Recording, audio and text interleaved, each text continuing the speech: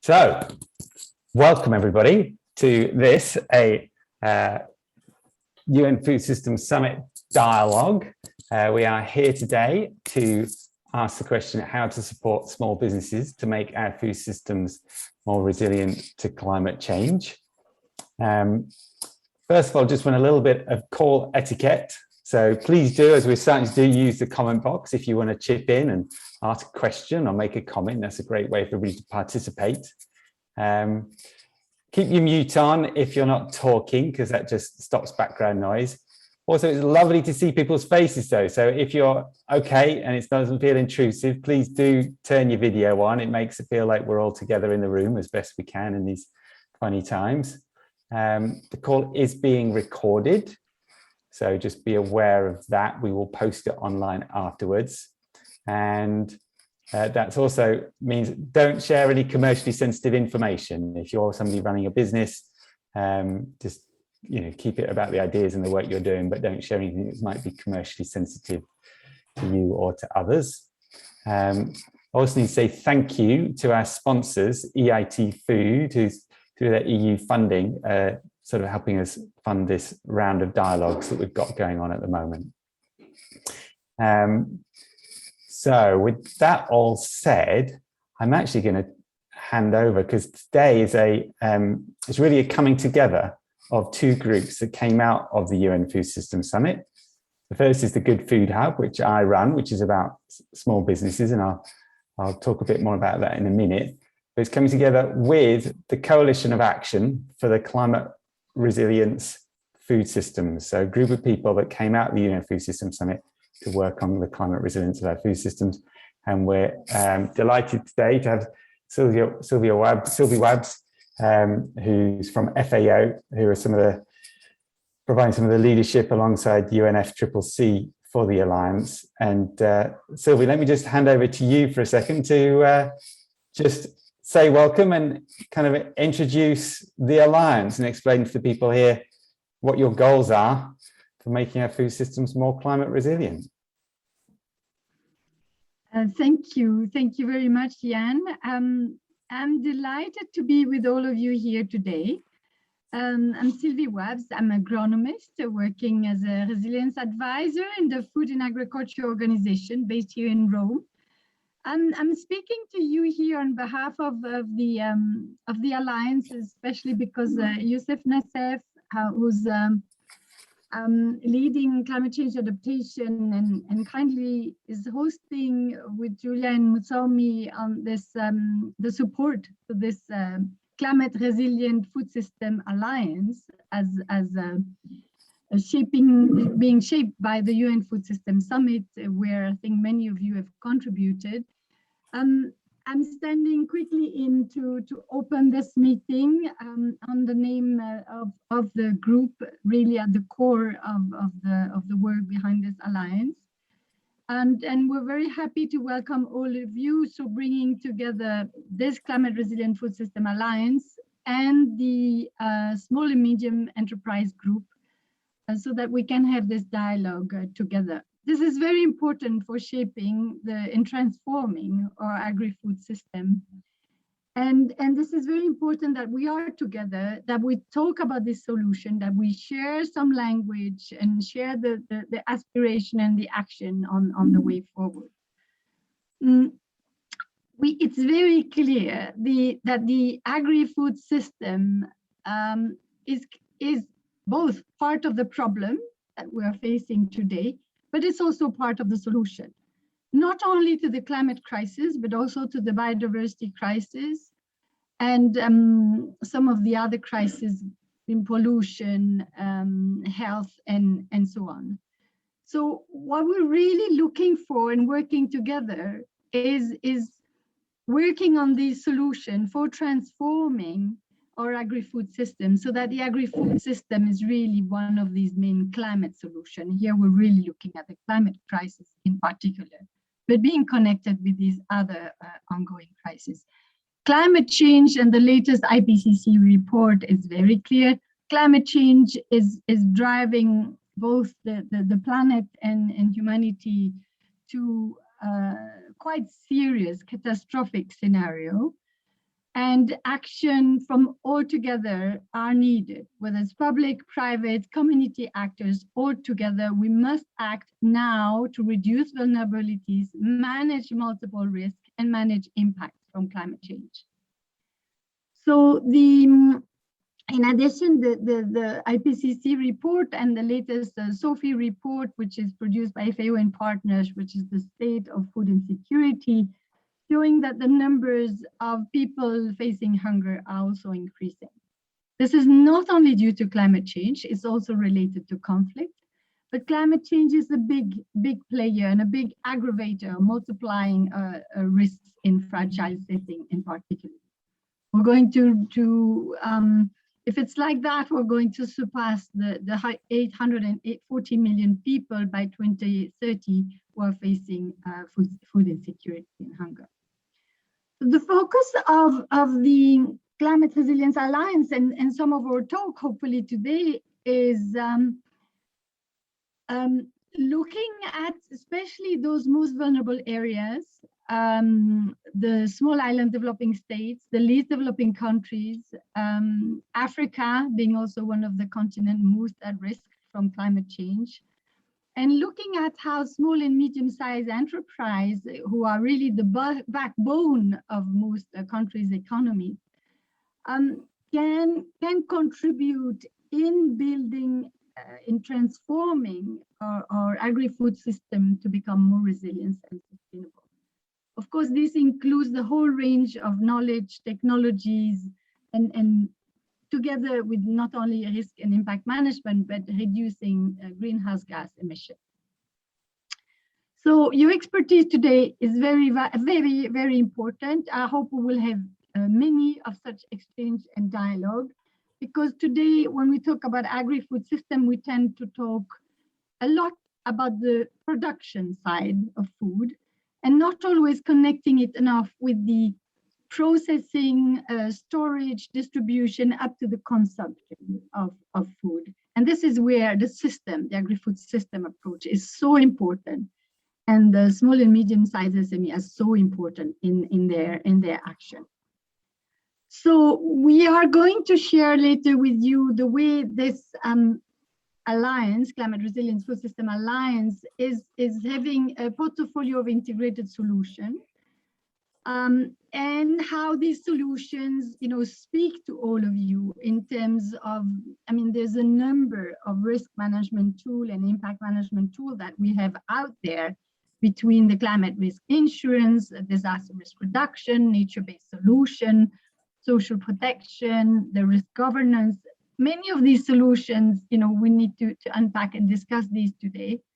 And we have colleagues from WFP, the Club of Rome, and also some of the other partners of the She Foundation, and Etiquette, who will be with us, who are with us in shaping this transformation into a resilient food system. She Foundation, Sustainability, Health and Education Foundation, and Etiquette is the International Center for Climate Change and Development, very important center. Well, we are going to engage with the Alliance in numerous global policy processes, including the Stockholm +50, the CBD COP, and of course the UNFCCC COP27. But we have also other opportunities, perhaps also at regional level, in helping countries to try to move forward this transformation. With this, it's really a pleasure to be here today together, and I'd like to leave the floor to both my colleagues Mutsomi and Julia, who will take us through the rest of the agenda and the presentation for the Alliance. Thanks so much. Thanks so much, Sylvie. That's fantastic. And yeah, I think Mutsomi and you will come in a bit later on with some detail on some of the solutions. So I just want to say, just to kind of build on that, to say thanks for this chance for a dialogue on behalf of the Good Food Hub, which is kind of a global community of small businesses that are pioneering food that is more nourishing, sustainable, equitable, and resilient. that's the last of the important words there, that we were born out of the UN Food Systems Summit.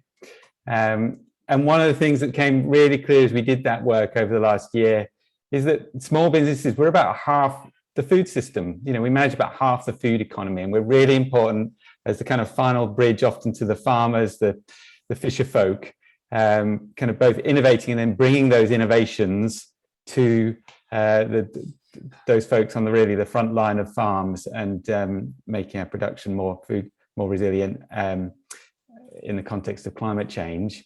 And actually, as pioneers, these businesses really deserve help, because they're the ones really doing the hard work of making the system change and sitting with all the contradictions that, you know, from international meetings, it makes it so you can have these grand visions that are really important, but actually to connect with the businesses that are on the front line, it's fantastic information to let us know, you know, what policy, finance, or cultural changes are needed to unlock that kind of any country's pathway to climate resilience.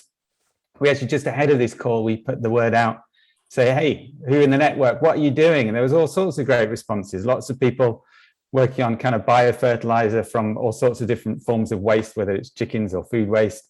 With somebody with using cocoa shells for renewable electricity, solar powered farm machinery, really interesting innovation about oxygenating irrigation water, which then improves soil microbial health, which then helps sequester carbon. Lots of great innovations out there. So today, in terms of our agenda, we've really got an agenda in 3 parts. The first part is actually listen to some SMEs. We've got some really inspiring SMEs today who are doing this work, and it's a chance for folks from the coalition to go, and we'll go into breakout groups and do a real deep dive into each kind of one case of what is inspiring about that person and their business, and what's constraining them, so you can really listen to the lived experience. Then we'll come back out, and the second part is we're going to listen to some of the solutions that are coming through from coalition members, and then we'll have a kind of plenary, a group conversation about, okay, these are the solutions.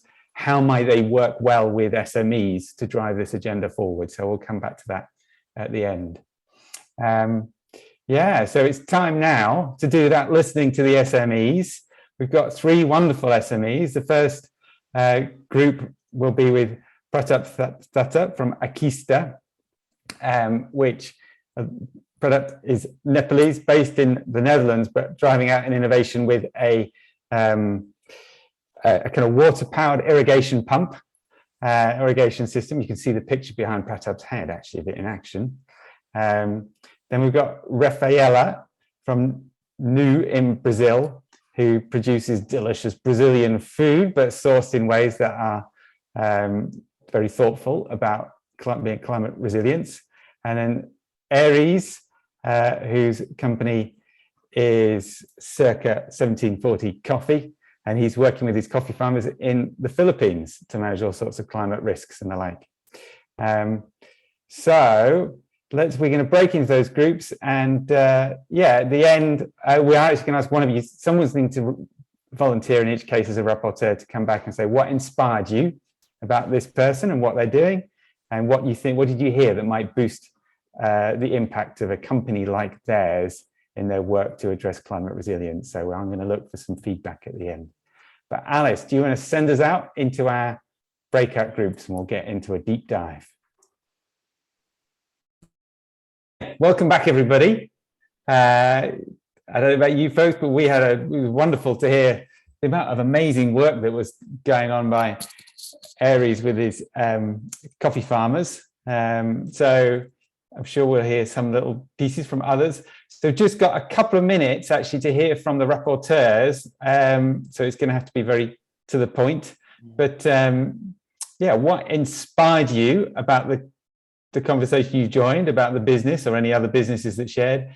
And what did you hear that you thought might boost the impact of those SMEs on climate resilience?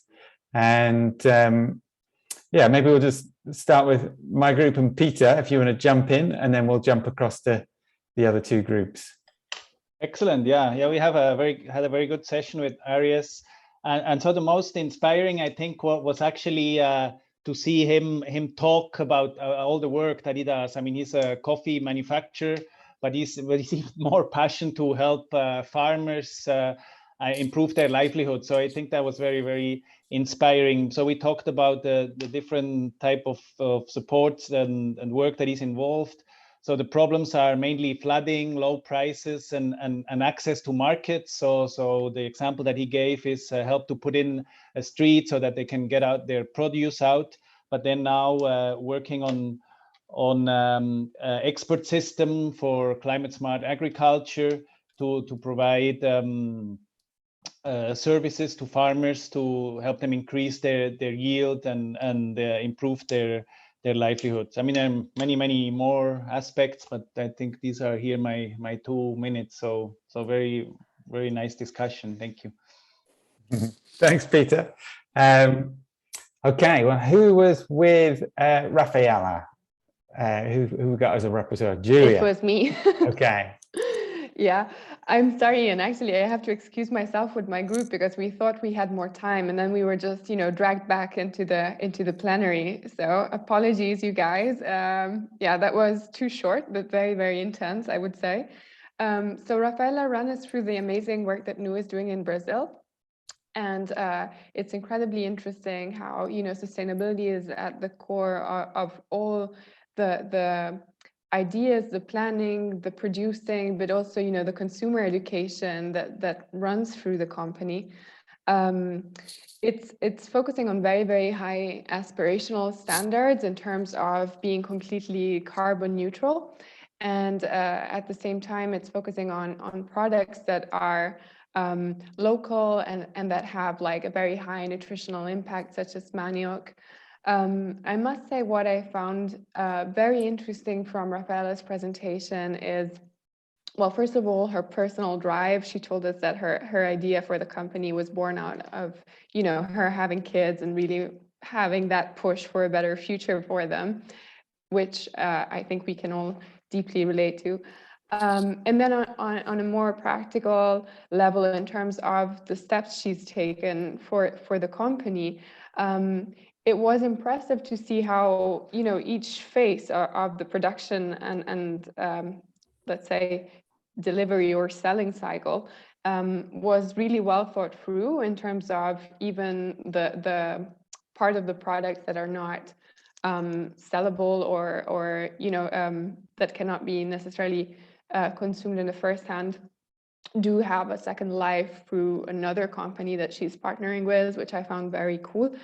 And the other thing which kind of definitely hit a chord in me is about this, having the footprint for each product in terms of, what's the carbon implication behind it.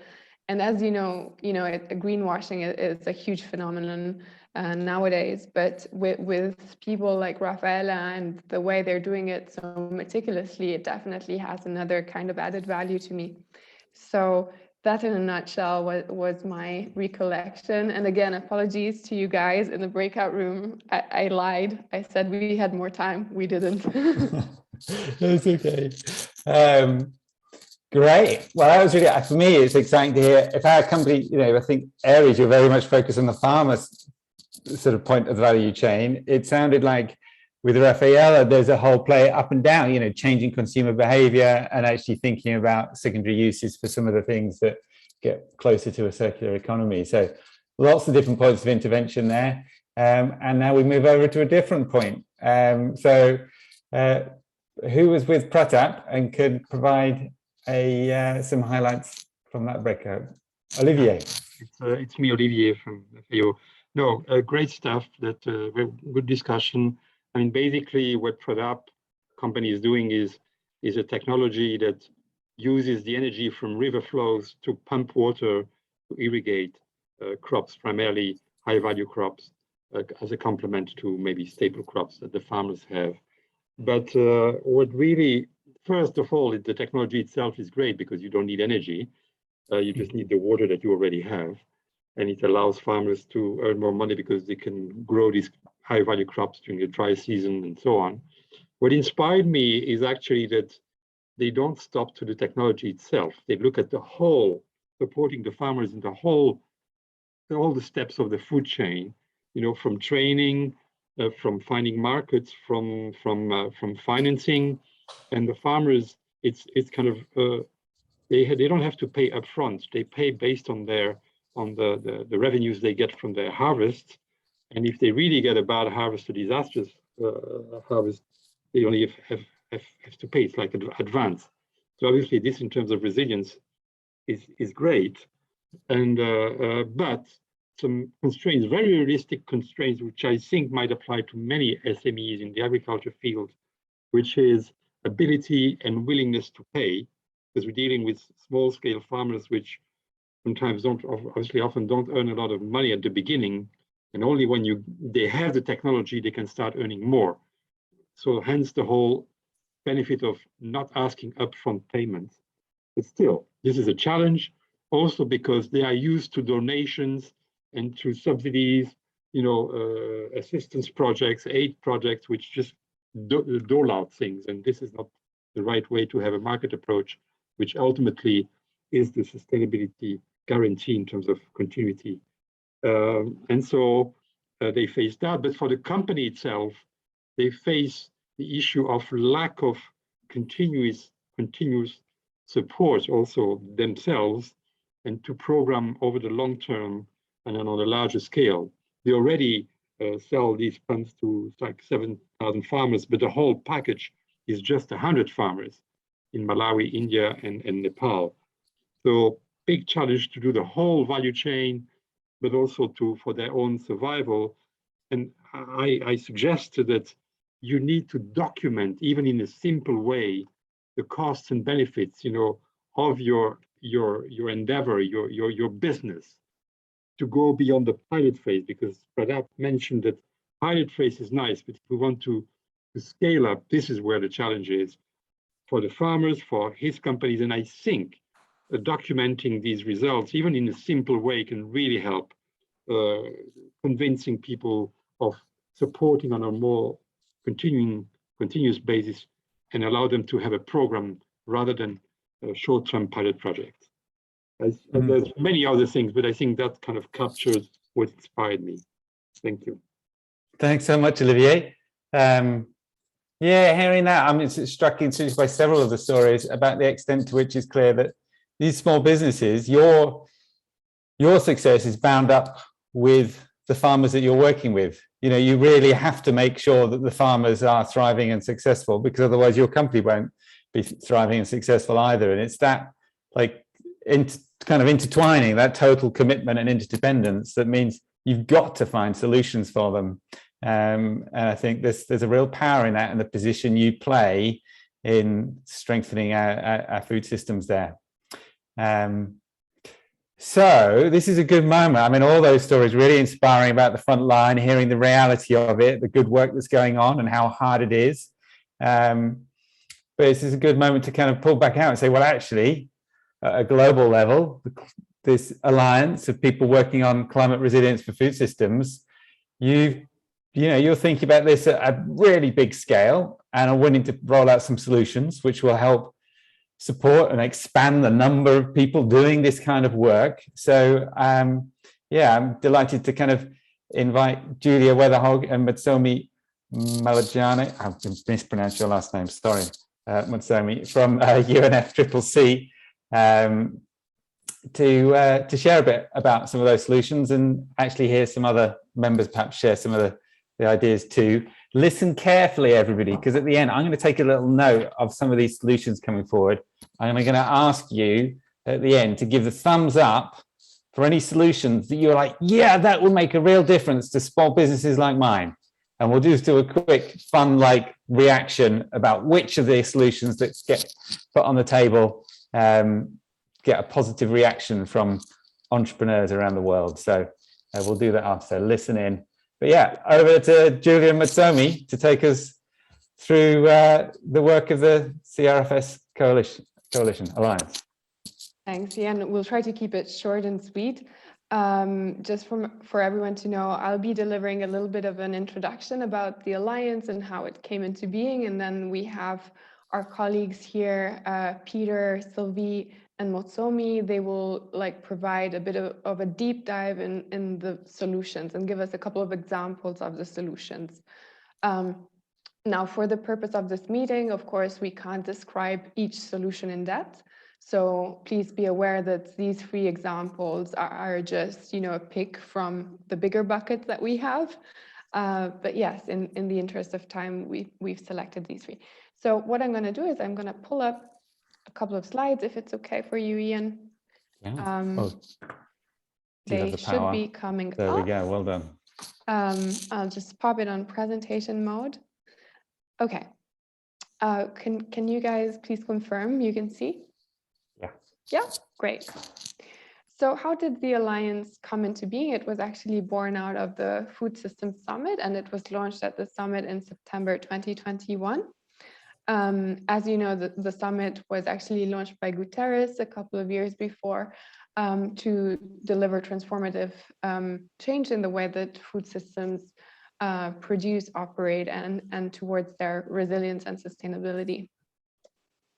So with the Alliance, we are basically a group of different players, which are both UN and non-UN, private sector, civil society, a different range of stakeholders and actors, which have basically come together to pool their comparative advantages and really see how we can make a big difference towards climate resilience in food systems. We do have a focus on arid and semi-arid lands, least developed countries, landlocked developing countries, and small island developing states. Sorry, I skipped a slide. In terms of our governance structure, of course, we have member states who are heavily involved, and they are representing the CRFS Alliance in high-level events and delivering ministerial statements. They're also chairing some of the meetings. In terms of coordination, we as UNFCCC have that kind of lead coordinating role for the group of actors in the steering group. And of course, we do have a variety of engagements as well. Aside from representing the Alliance, it's also kind of coordinating and organizing meetings, expanding, our knowledge and info management base, sharing information. And then we have, of course, the co-leads, the technical partners who are really leading pragmatically on the solutions. And they're, bringing this two-way channel of communication to the group, aside from advocating within the respective constituencies. So as you can see, there are different levels of engagement with the group. There's the core group, which is kind of the steering group, which I just mentioned. This group is currently made up of UNFCCC, UNDRR, which is the disaster risk reduction arm of the UN, WFP, the World Food Programme, FAO, the Food and Agriculture Organization, Etiquette, World Bank, Club of Rome, the She Foundation. But we have also a couple of additions as this group is slowly but steadily growing. We also have a leadership group, which is composed by both member states, but also, private sector, academia, research institutions, for example, CGIAR, IFPRI, and others. The darkest level is the broader stakeholder group, and this is more referring towards, the multi-stakeholder dialogues that we used to have when the UNFSS was still running. But we continue to intend to engage with these broader constituencies, covering, of course, civil rights group, gender groups, youth groups, etc. I'll just move to the next slide.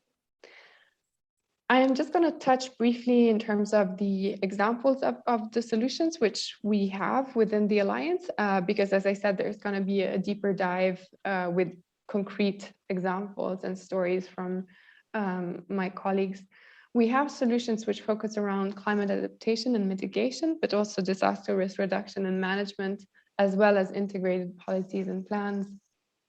So for the first pillar, as you can see on the left-hand side, we have water, food, energy approaches, or water and energy for food approaches is another way to name them, modern and clean cooking projects. We have projects linked to, insurance and early warning. For example, we have INSEE Resilience, which is a global partnership. We also have REAP, which is Risk Informed Early Action Partnership. And then we have the NAP SDG iframe, which is kind of a techie way to call a system for integration of resilience to climate in national adaptation plans and nationally determined contributions. We also have Resilience Frontiers, which is actually something that Motsomi will cover in his presentation, and it's a collection of innovative approaches towards sustainability. This slide just shows or gives you a bit of a flavor of the events in which the Alliance is going to be represented. And we have, for example, Stockholm Plus 50. We, of course, have the CBD and CCD COPs, and of course, the final COP27, not the final, but at the end of the year, the COP27, where we definitely would love to, pitch our ideas at the Food Day. We also have some initiatives which were launched at COP26, which we intend to partner with. Some of them are include Aim for Climate or Region 10, together with the Policy for Action agenda. This slide just shows you a bit more in terms of our three main pillars of the work plan for the Alliance. On the one side, we really want the work of the Alliance to be demand-driven. So in terms of what are the needs, the interests, and the gaps in terms of needs faced by member state and how can we support them. On the other hand, there's, linking with other processes, coalitions and partnerships. As you know, at least 20 coalitions were born out of the summit. So we already have linkages with some of them. For example, the Humanitarian Peace and Development Nexus one, which looks at interlinkages between food security, climate, and conflict. And then, of course, the broader promotion of advocacy for climate resilience and food systems and the broader outreach. So I would just pause there, Ian, and hand the floor over to Sylvie for a bit of a deeper dive in terms of what concrete solutions we're looking at. I will be presenting the slides for Sylvie, so I just need to bring this deck down and share another one. So please bear with me.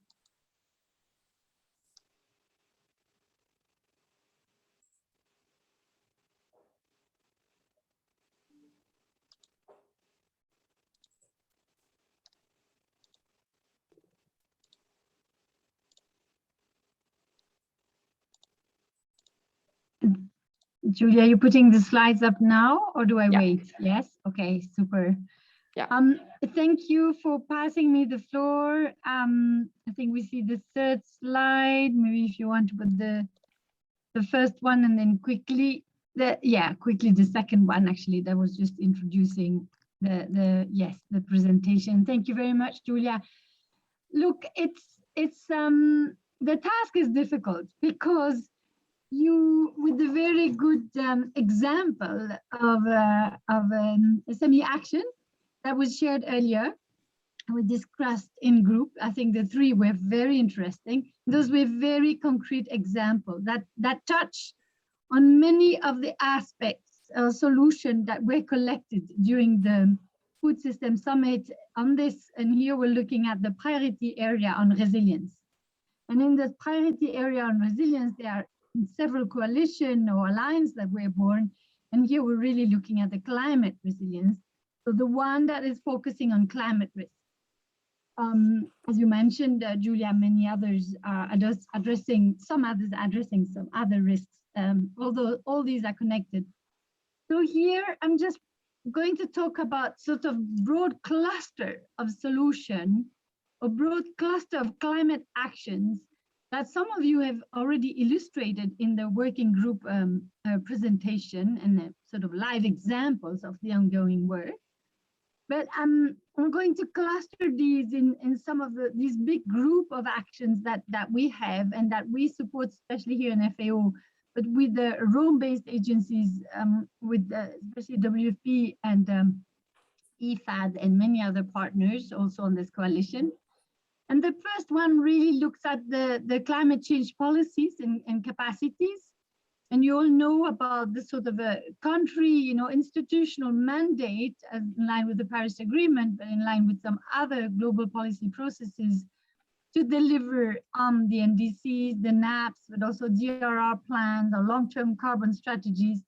And it's to make sure really that the food system approaches are, food system work are part of these strategies and plans, and are climate risk driven, climate risk informed. So that's really the big institutional policy strategy work. That's an example of support that we do.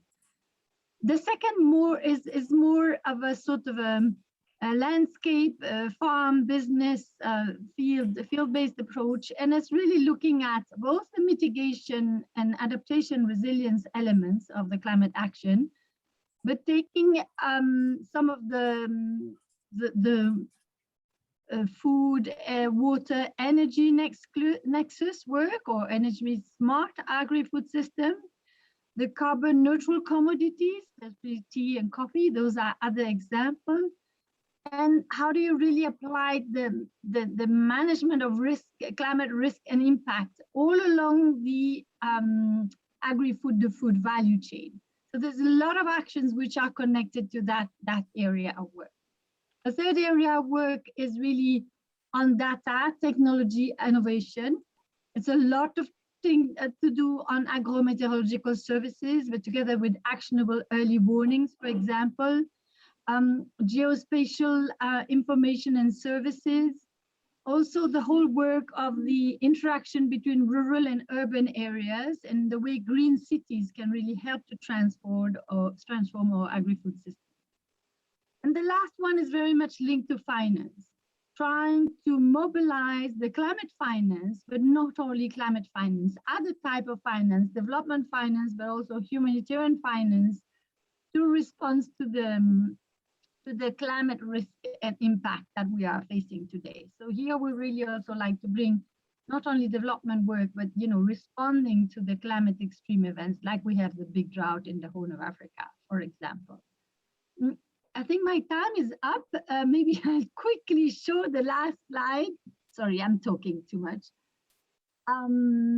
Which is really some of the priority, and you can take this slide as a takeaway.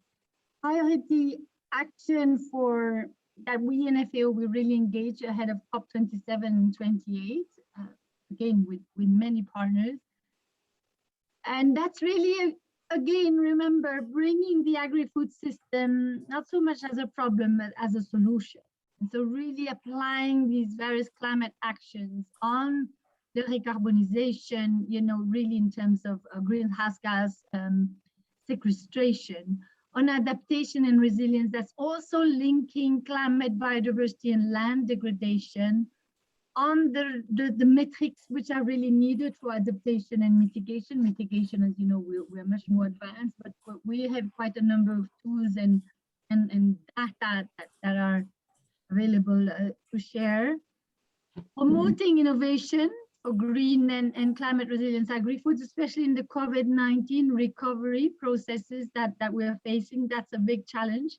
Having a focus on ocean and coastal areas as a big role also in tackling the climate crisis. So we're not looking only at the terrestrial system, but also bringing in the blue food.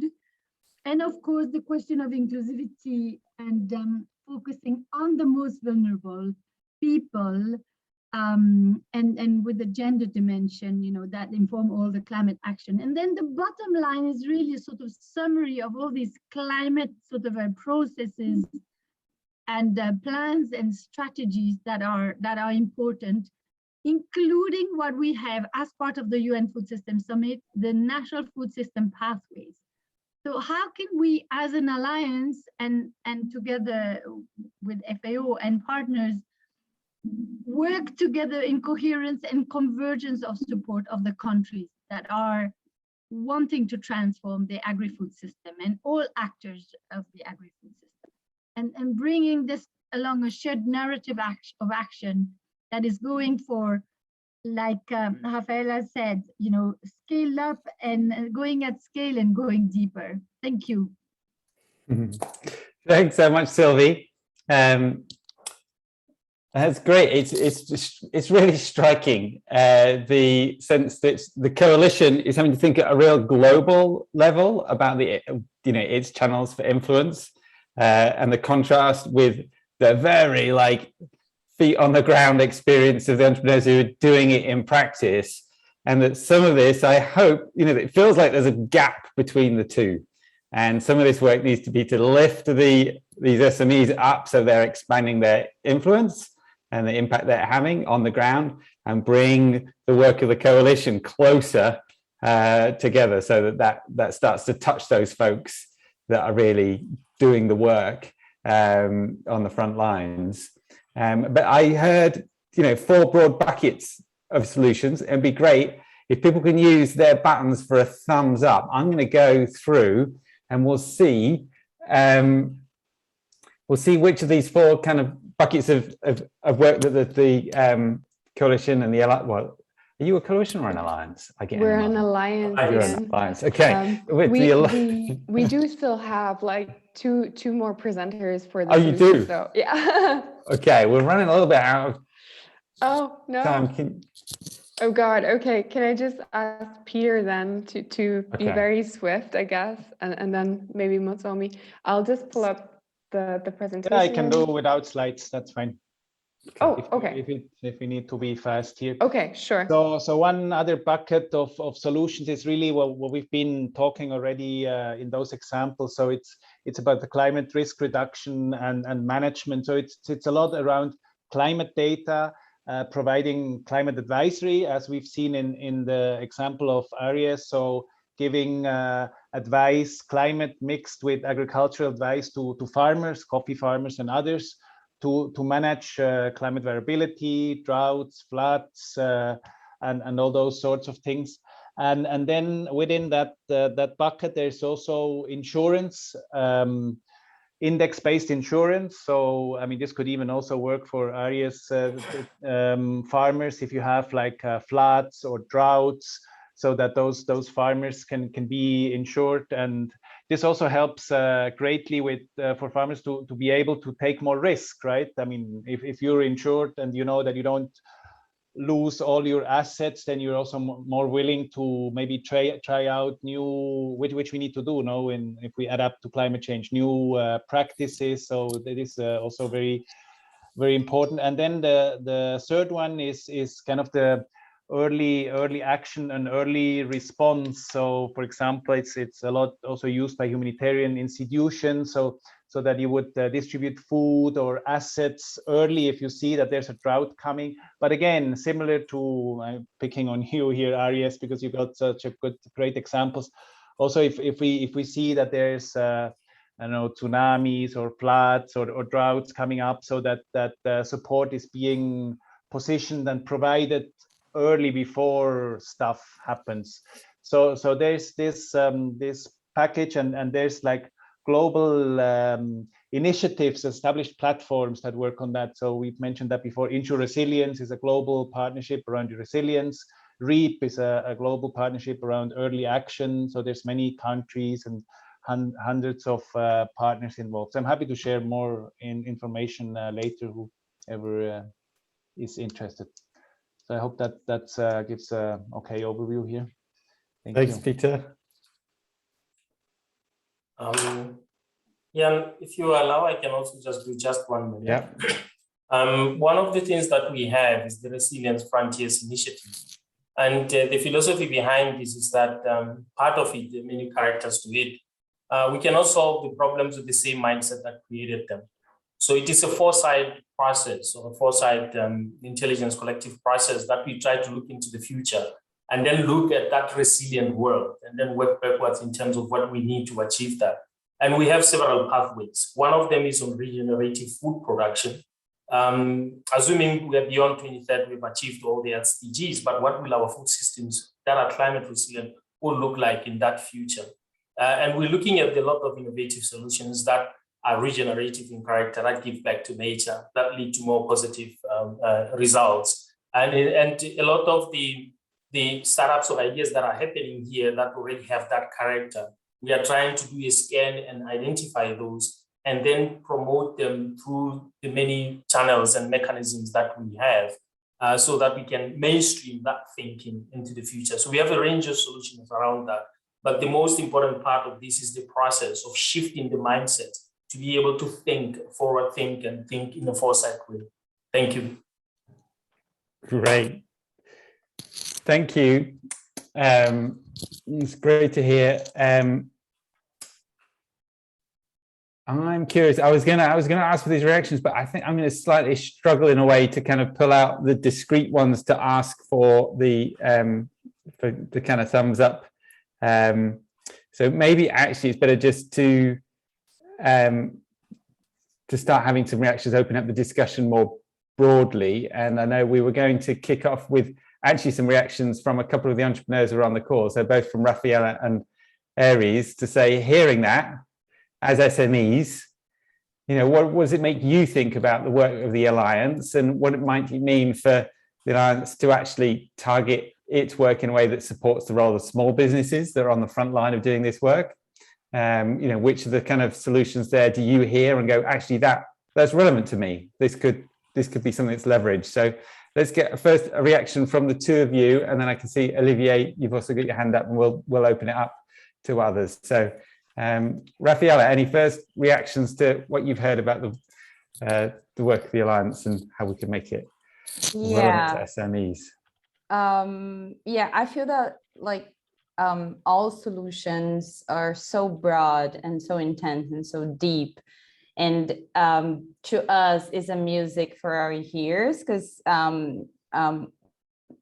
working with this path in food business is just so lonely, and we can't find partners to scale with and to have the support, the right support, to work with smallholder farmers, to work with the consumers, and to really see how we can work together and bring impact.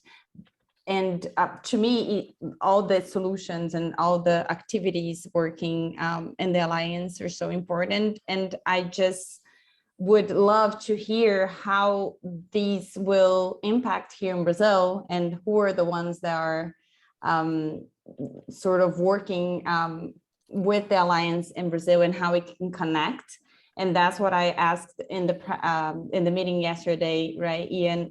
What are the outcomes, and how we can close this meeting with next steps? And for us here, we have the connections, we have other food brands that are working with climate resilience, and we also have government involved. So we have so many key stakeholders here that can work with the Alliance. So just let me know whatever you guys feel that, and what you heard, the jobs that we are doing here, the work we're doing here, how we can take the next step and move forward. Thank you so much, Rafaela. And I'm going to ask somebody from the Alliance to get any information about how you're going to click down to country level. So that's the next question. But let's get from Aries, your quick reactions to what was shared. Yeah, thank you. It's actually a very bold framework, and I wanted to see some things that would really bring it down to the grassroots. Like, for example, when we were doing the feasibility study for the farmers that get funded with the World Bank kept asking us about who are the people involved in the grassroots, not just the ones who are in the academe or the ones in this side. So we really have to include the farmers in creating the framework or in creating the feasibility study, because at the end of the day, it's for them. It's them who are gonna sustain that. Secondly, I got interest in that, the climate finance. And how can we have access on that? Like, for example, we have to tap the World Bank, and they had special cases for that. So maybe when we talk about climate finance, do we have the same dialogue as this, in which there is this climate finance people who are gonna do the orientation for interested people who want to access this funding? And from there, how do we access that? How do you process that? Is it a rural banking style? Is it a universal banking style? So what kind of style do we put them in what language that can we understand altogether? So I think that's my quick reflection. I have so many notes, but we're running out of time. But I think the most important thing I have in mind. Thank you. Thanks so much, Aries. Great challenges there. Okay, let's go. We've got some hands up, and so it'd be great to get input from folks with their hands up. Phil, put your hand up as well. I'm also seeing some great chat going on here. In a minute, I do have this question. I think your question, Rafaela. Well, there's two good questions there. One, I'd be curious whether anybody in the coalition can help answer. I think was a question from Rafaela about how is this going to manifest at country level? Where do you plug in? Because at the moment we've got this Gulf, and I know there's the country pathways work coming, and it feels like that architecture is beginning to slowly take shape. But I'm curious whether you as a coalition know how you're going to turn up at country level. And the other thing I thought is important is this finance piece. We know there's climate finance coming through. We hear about it at a very high level, but where's it turning up in the world of SMEs, and how do they access it? How does that manifest? So a couple of questions there in a minute, but let's go over to Olivier. You've had your hand up for a while. Yeah, no, okay, I put some ideas to move away from islands of success syndrome. But okay, I'm trying to answer to your questions. I think it would be useful. You need to document initial cases, just to document, what has worked, what has not worked, initial profitability or feasibility and challenges. And because investors, okay, we already have investors present in the room, but if you want to scale up and get more support or having partnerships with others, you need to show the whole feasibility, not only financial, but also social, environmental, and so on.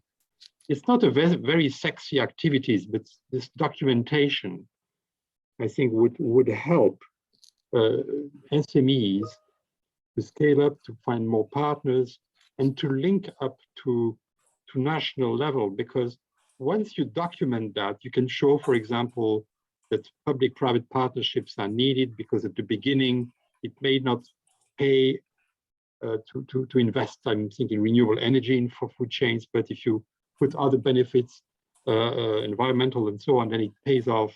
And partnership with public institutions can really help.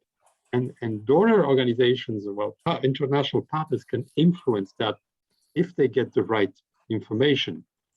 And that's the problem, is that there's no standard way of documenting. And this is something that we could all get our heads around, is that how do you document in a simple but still robust way these experiences that we've heard about? Because that links to energy funding, climate funding, all that stuff. And the financial instruments are there. They just need the basic documentation to say, well, let's move that way, or let's support that, or that's flying by itself, and learning from experiences like the one Pratap has presented. Thank you. Thanks, Olivier. I've heard that a few times, this enormous challenge of being able to evidence the impact that you're having to get kind of preferential finance in some way. And actually providing the evidence for a small business has huge costs and complexities that basically makes that inaccessible. And it means they are not accessing the finance that is out there, and the kind of investment funds don't feel able to release the money because they can't find anyone that's demonstrating the impact that they're having, even though that impact probably is happening. Okay, I've seen some other hands up. Chayoma, you've had your hand up for a little while. What do you want to share? Me? Yeah. Okay. I'm glad to be here. My name is Chomo Ofonagolu. I'm the founder of Farmers Home Foundation. And when he talked about documentation, there is a project, anyways, I'm from Nigeria. There is a project that Nigerian government did. And the project they did kind of house to house farm-to-farm documentation. It's called Agricultural Food and Job Plan. And so when they talk about documentation, if you search well sometimes, there are documentation. It's just that sometimes bureaucracy tends to cover some things. The real work was done, because I know that we went to the extent of going to villages in FCT, for instance. Some of the villages, some of them that don't have account number, some of the small, medium farmers that don't have account number was open to them. The documentation sometimes is not really the problem, it's bureaucracy. So if you check very well, like the project I'm talking about, the documents are there.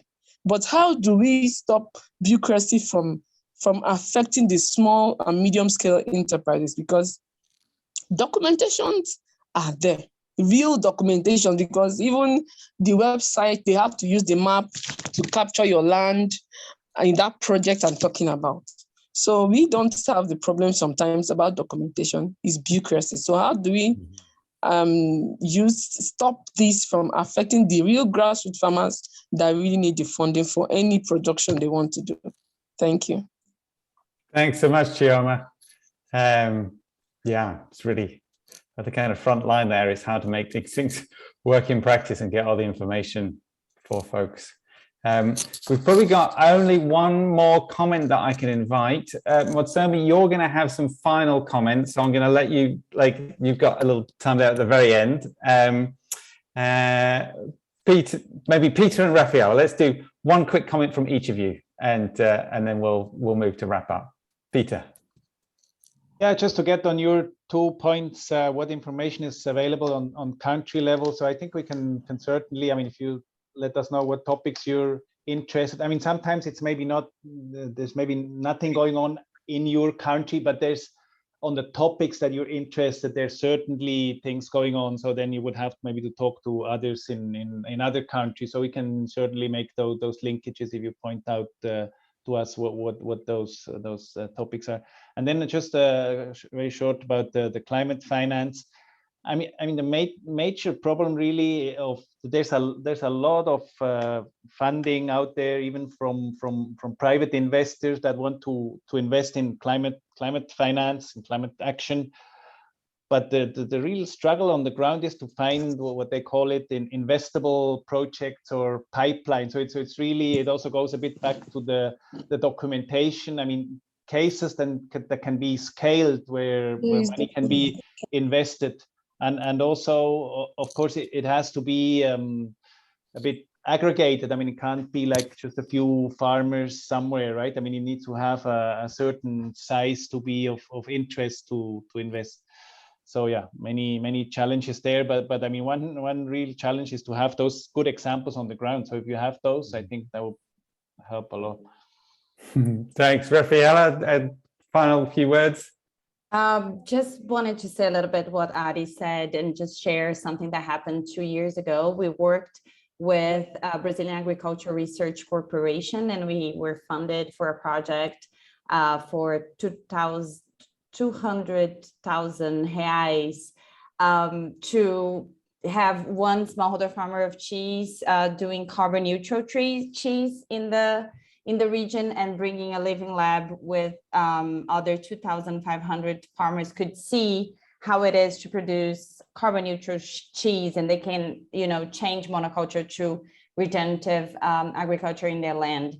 But this was something that we had to go in an editorial online and with the World Development Bank and so many actors here. And this was 2 years ago, and the grant didn't, it's now going here, so then we can do the work. Same with the cohorts that we worked for Game Changers Lab. So I feel that the money, it's out there, and for us as food techs, and I feel that the easiest path is go to venture capitals, as Peter was mentioning. But I don't know if somehow we can work together just to endorse what we are doing, to go to these venture capitals or to go to any money that's available to bring to our countries and work. And also, I know that all investors want to have, or either an exit you know, a way to receive this money back and you know, as a good investment. But I feel that if we work together to endorse what we're doing, bringing data, talking to the stakeholders that we're connecting, I feel it will be easier for us to receive money, as Aris is trying to do with his work. And I'm gonna open for investment in, you know, a month, but I don't know, just somehow we can combine all these forces. Thank you. I would be remiss not to say next week we have another dialogue that came through the Nature Positive Innovation Coalition, which actually is very related. The dialogue next week is going to be about exploring a very concrete idea for a nature positive accelerator linked to the COP process, and very much about finding SMEs with impact investors, trying to matchmake it in that puzzle, finding where the gaps are that make that investment hard, and bringing policymakers to influence them to change policy. So come to the next week's call and we'll get really down to some nitty-gritty about a solution for some of this. But with that, let's invite some closing comments. I'm going to turn to Pratap first. Your hopes for the future, Pratap, as you've heard this conversation. Leave us feeling inspired and hopeful. Yeah, no, it's to be in a room, a virtual room with a lot of specialists and knowledge, and then also relatively young people like me with some concrete action. I think if we can combine those two, so one is at a very broad, holistic level, it's a very big picture of the whole elephant, and we are like SMEs trying to guess what it is by touching a small part. If we can bring that together, I think there are a lot of good intention, both as SME and as policy organizations. The intention is there, and at least it's not a discussion about whether there is a problem or not, but what is the solution. So that gives a lot of hope. I hope we can find ways to work together. Thanks, Pratap. Matsomi, on behalf of the coalition, what have you heard from SMEs, and what does that mean for the platform as we close out this call? Thanks very much, Jan. I think one thing that's very resounding and very key, we also started to mention our IPCC report, or from the science from our side, is that the linkages between climate and food are very strong, and stronger than even other issues. And the fight is big. It will take the whole of society, not just us, for example, one part of the stakeholders, but everybody else. One thing that was also important is that, as you said, Jan, rightfully at the beginning, that SMEs have a significant responsibility or share of the food system worldwide. 50%, you mentioned, quoted the figure, and that's very interesting. Then if we really want to make change, I think it's all befitting to say that SMEs are really one of the key stakeholders in making sure that we achieve that future that we want of climate resilient food systems. So today has been a very fruitful discussion for me and for us in the Alliance, because I think one of the interesting parts is that there's a lot of innovation from the SMEs, as we're discussing with Pratap in the group I was in, very fresh and brilliant ideas that I think they have a potential to bring real solutions into the future. And the other thing is that there's a focus on the ground roots. And I think working with the ground roots, with the local level and the implementation level, this is the key thing. One of the challenges, of course, that I acknowledge, and which is also something that is very good that we know about it, that maybe we can solve it, is how do we grow these ideas beyond just the pilots? I think this is something that also became very clear. That then I think, as we said, also this link ourselves at the Alliance level, we play the part of the international systems and mechanisms. We have the knowledge and the hands on this. And of course, the SMEs at the local level, I think, provide an opportunity. Then if we can find some ways at one point to communicate and bridge this gap, this is also one of the things we can pursue as some of the things we could do. Looking ahead from our side, from the Alliance, throughout 2022, we'll be intensively doing our work. And this is the planning phase. So it's very timely that we had a conversation with you and we'll integrate the thoughts as we go along and implement our work. We have a meeting next week, actually. So it's very opportune that we'll be talking to our members of the Alliance with very fresh ideas on what came out or transpired from this meeting. And we also, of course, working in complementarity with other alliances. I saw that there was a comment in terms of talking about healthy diets, just to assure colleagues that also there are other alliances and coalitions that are looking at the broad spectrum of things, and we are all coordinated together. So in as much as we talk about climate resilient food systems, it doesn't mean we are leaving some of these important key topics. So the coordination also through the Rome-based agencies hub is also something that we are very keen on doing about. This year for us in the UNFCCC, and again for the Alliance as well, is that we're having our Conference of the Parties in November. And we know that at least our presidencies this year see food and water as one of the key topics to be focused on as we move along. So that's also another opportunity to see how we can use this momentum and leverage this political momentum towards something that can be positive for all of us. So thank you very much, Ian. It's been very, very fruitful to have the discussion with you. And on behalf of all our members here in the call and others as well, thank you a lot for engaging with us in this dialogue. Fantastic. Well, thank you to everybody. Thanks to all the small businesses that turned up and for the work that you do on the ground making this real.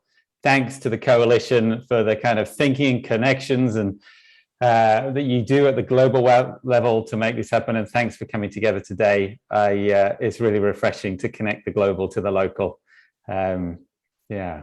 All right. Well, maybe some of you will join next week.